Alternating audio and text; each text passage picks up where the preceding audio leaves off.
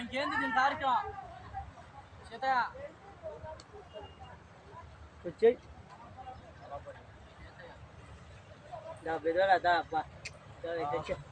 మన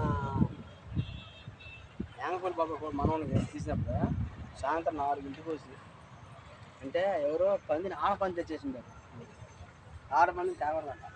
బాల్ కూడా ఎన్ని తెలిసిన బాల్ గడి 3 గంటలు అయ్యా. మా 7 వచ్చేవాళ్ళు రేటుగా ఉన్నారు. 7 కాదు అంతేగా బాబా.